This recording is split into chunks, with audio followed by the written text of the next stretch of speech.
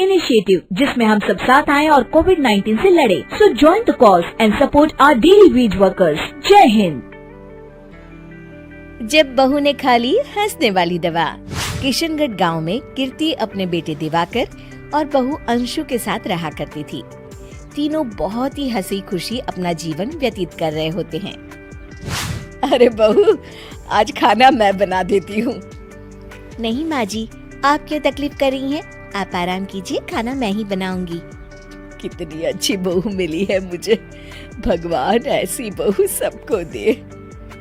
सब कुछ ठीक चल रहा होता है कि एक दिन गलती से अंशु हंसने वाली दवा खा लेती है।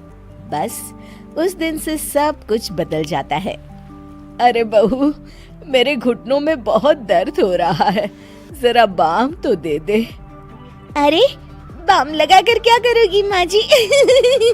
मैं पाँव दबा देती हूँ। अरे एक तो मुझे पाँव दर्द हो रहा है, ऊपर से तुम हंस रही हो। आई एम सॉरी माँ जी।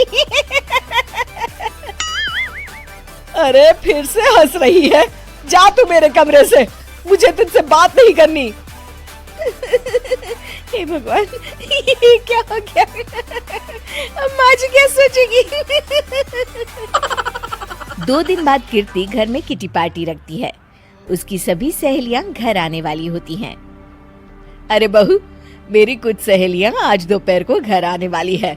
आज कुछ खाने में अच्छा सा बनाना। सहेलियां? क्यों? मेरी सहेलियां नहीं हो सकती क्या? तुम फिर से हंस रही हो? नहीं माँ जी, मैं हंस नहीं रही हूँ। अरे फिर से हंस रही हो और बोल रही हो कि हंस नहीं रही। नहीं माँ जी, मैं तो तुम जाओ मेरे सामने से और किचन का काम कर लो, जाओ। दोपहर को कीर्ति की सभी दोस्त खाने पर आ जाती हैं। अरे वाह, घर तो बहुत सुंदर सजाया है कीर्ति। अरे मैंने कहा, ये सब तो मेरी बहू का कमाल है। अरे वाह, बड़ी गुनी है तुम्हारी बहू तो। हाँ हाँ, खाना भी अच्छा बनाया है। हाँ, बहुत ही गुनी है।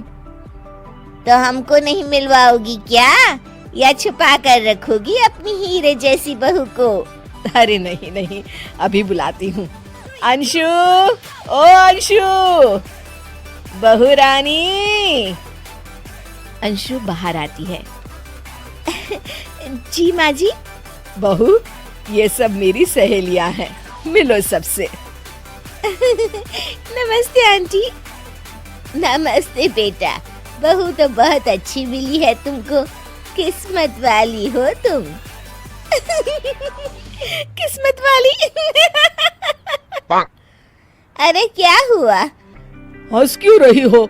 नहीं नहीं, मैं हंस नहीं रही हूँ। तभी अचानक सांची के हाथ से चम्मच छूट जाता है और उसका कुर्ता गंदा हो जाता है। अंशु फिर से हंसने लगती है।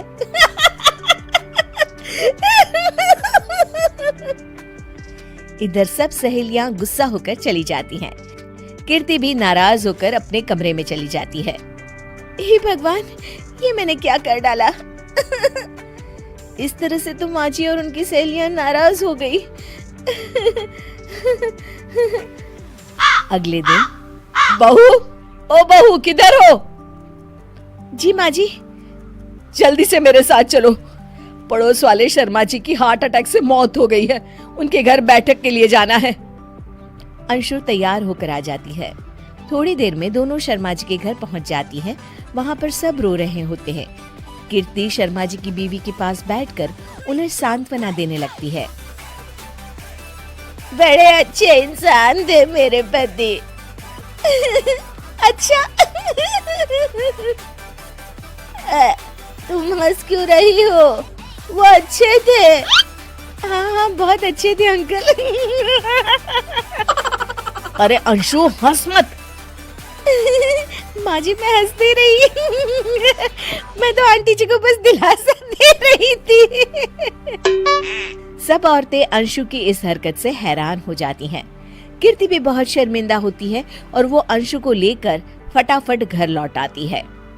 अंशु, क्या हो गया है तुझे? हंस क्यों रही थी तू वहाँ पर? नहीं बाजी, मैं तो बस अरे तो फिर से हंस दी। जा तू अपने कमरे में, मुझे तो तुझसे बात ही नहीं करनी। मेरा बेटा ही तुझसे बात करेगा अब। रात को जब दिवाकर घर लौट आता है तो कीर्ति दिवाकर को सब कुछ बताती है। ठीक है माँ, अब फिक्र मत करो, मैं अंशु से बात करता हूँ। दिवाकर अपने कमरे में जाता है। जी आ गए आप? कैसे हैं? मैं तो ठीक हूँ, बस सर में हल्का दर्द है। सर में दर्द? अरे इसमें हंसने की क्या बात है? नहीं, मैं हंस नहीं रही हूँ। मुझे तो फिक्र हो रही है आपकी। एक तो मेरे सर में दर्द है, ऊपर से तुम हंस रही हो। अरे कैसे समझाऊं मैं आपको? मैं हंस नहीं रही। अंशु, तुम इस घर से चली जाओ। माँ ने मुझे बताया जो भी तुमने शर्मा आंटी के घर किया और किटी पार्टी में भी। नहीं जी, मैं ऐसे नहीं हूँ।